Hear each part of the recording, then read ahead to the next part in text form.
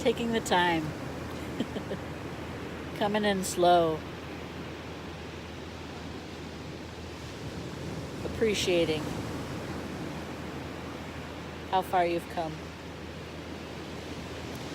Hi, my name is Kipa Cetán, and I'm here for another edition of Wisdom Keep 'em Wednesdays.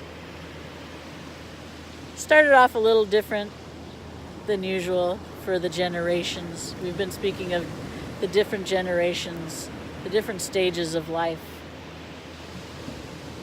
In this episode, I want to speak of the elders. This is why I came in slow, and I took my time kind of pondering what has come before. The elders have so much wisdom for us, and sometimes we forget that. As adults, we think we got it all.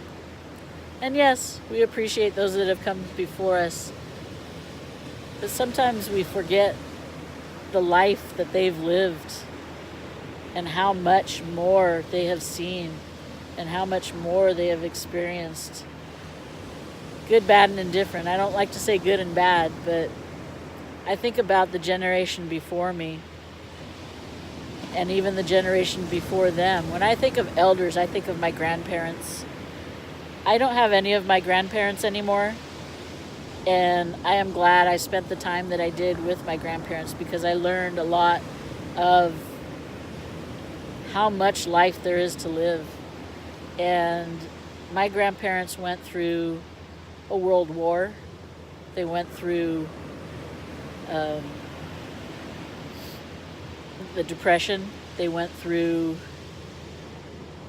joy as well, victory, and a lot of changes in between. And I think that's what's most important, is how many changes have happened in a span of one life. I lived with two of my grandparents, and I heard many, many stories, sometimes reluctantly, sometimes over and over again. And now I appreciate them. You know, there's been many times I've appreciated them.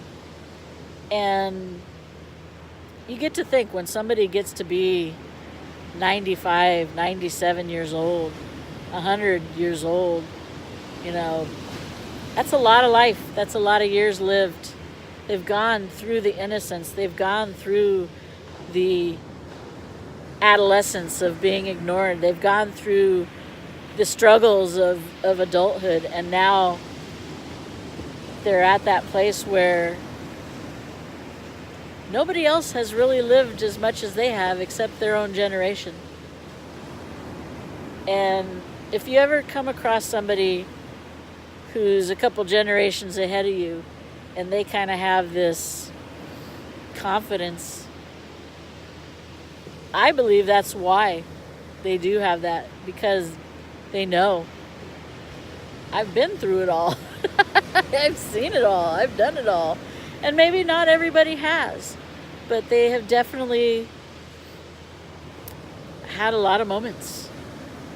And when you get to be an elder, you realize how those moments have accumulated and become a life.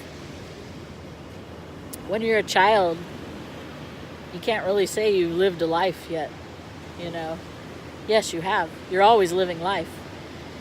Child, adult, adolescent, elder, we all live a life. But when you have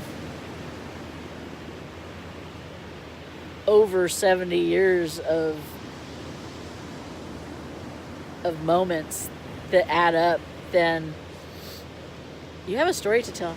It's almost like a responsibility to tell those stories so that the generations before can learn from that. When we spoke of generations, like what each phase of life generates, you know, the childhood generates innocence. It generates joy and bliss and adventure. And the adolescence generates compassion and understanding and growth. With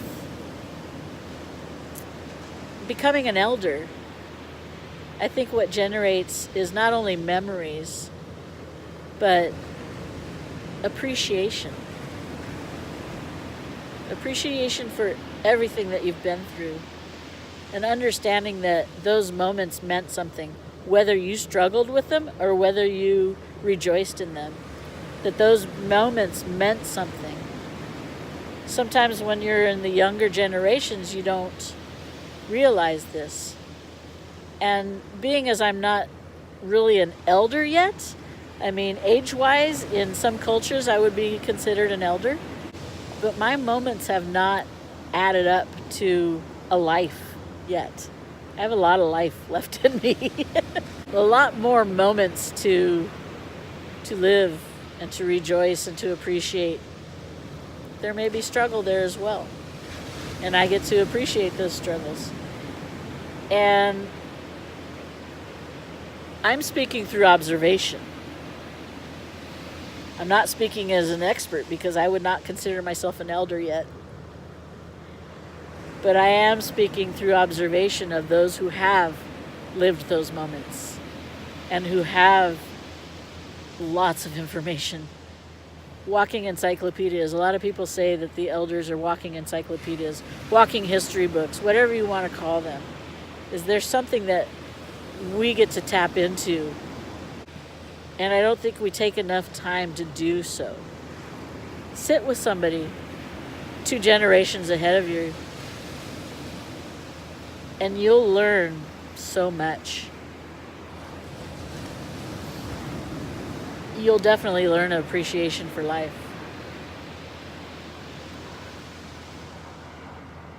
I'm pausing a lot. Catching myself pausing a lot as I bring forward this message.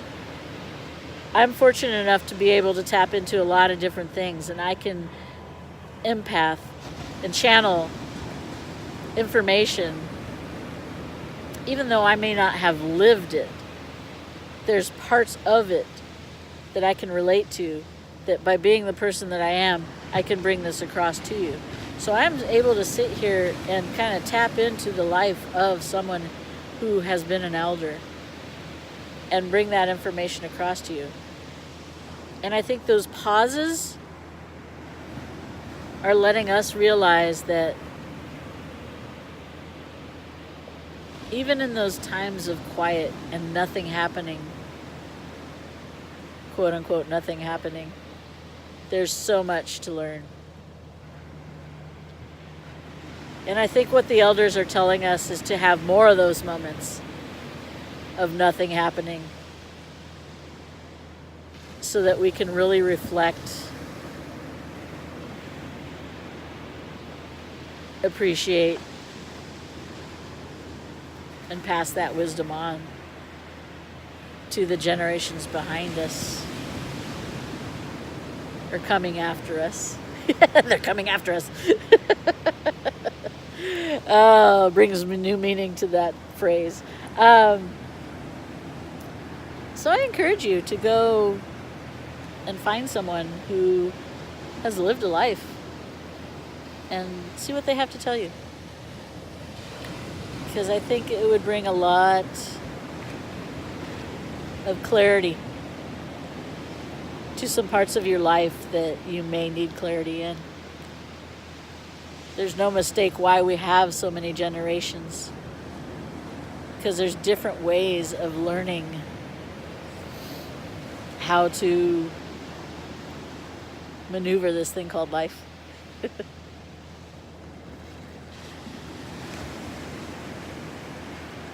Enjoy. Enjoy. INJOY. That's about all I have to say. Enjoy your day, and I'll be back next week with another edition of Wisdom Keep 'em Wednesday. Love and light always and always.